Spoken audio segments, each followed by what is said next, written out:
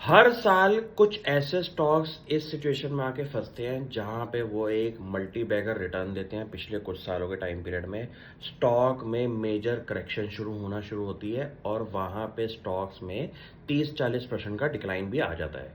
इसी स्टोरी पे आपके सामने एक कंपनी रखता हूं, एंजल वन।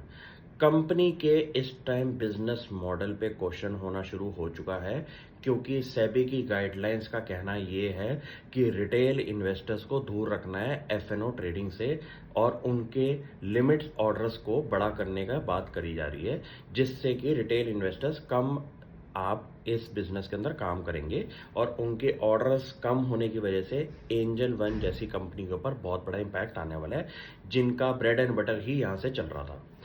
यहाँ पे आपको ये समझना है कि 40% डिक्लाइन के बाद अभी तो ये न्यूज़ आई भी नहीं है, तो इतनी बड़ी डिक्लाइन हो चुकी है। और कैलकुलेशन करते हुए आपको ये समझना है कि क्या ये न्यूज़ का इम्पैक्ट कंपनी के स्टॉक प्राइस पे ऑलरेडी डिस्काउंट हो चुका है। क्यों? क्योंकि जब ये न्यूज़ आएगी उसके बाद भी इस कंपनी के ऊपर फर्क आएगा और आपको अब ये समझना है कि कंपनी के बिजनेस के अंदर एक अच्छी मैनेजमेंट वो है जो कि हर बुरे टाइम के अंदर अपने आप को ट्रांजिशन करे नए बिजनेस लाइंस के अंदर।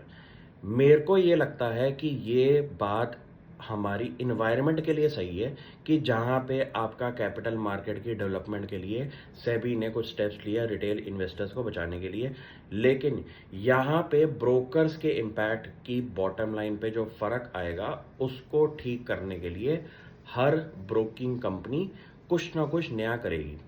जैसे कि सिंपल सी बात है कि एंजल वन के पास जो कस्टमर बेस है उस पे अब कंपनी क्या करेगी कि पहली बात तो जो उनके कैश मार्केट वाले प्रोडक्ट्स हैं जहां पे they do not charge a lot of money पर ट्रेड, वो शायद फ्री ट्रेड्स होने बंद हो जाएं और वहां पे कंपनी अपने बिजनेस मॉडल को चलाने की कोशिश करेगी।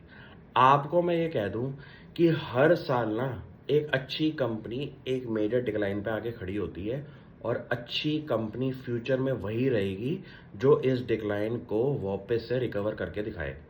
मुझे ये लगता है कि एंजल वन की मैनेजमेंट के दिमाग में भी यही क्वेश्चन है और उस चीज को ठीक करने के लिए लार्जर इम्पैक्ट बॉटम लाइन पे ना आए, उसको ठीक करने के लिए कंपनी एक नया बिजनेस प्लान लेके आएगी और ये स्टॉक आज की डेट में आपकी नज़र में होना चाहिए। इतनी बड़ी मल्टी बैगर रिटर्न देने के बाद स्टॉक आज की डेट में 40% डिक्लाइन पे बैठा हुआ है। ये एक ऐसा स्टॉक है जहां पे मुझे तो ये दिखाई देता है कि बहुत बड़ा अभी काम बाकी है। फ्री ट्रेडिंग जो कि कैश मार्केट में वो करवा रहे थे, वहां पे कंपनी को अब थोड़ा सा नंबर्स पे काम करना पड़ेगा और अपने प्रोडक्ट्स की प्राइसिंग को थोड़ा सा नेगोशिएट करना पड़ेगा आगे जाके। क्यों?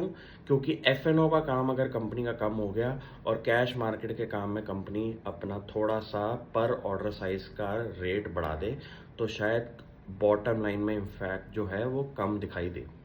ये चीज़ों पे कंपनी जिस दिन काम कर लेगी, आपको ना स्टॉक प्राइस देखने की ज़रूरत नहीं है।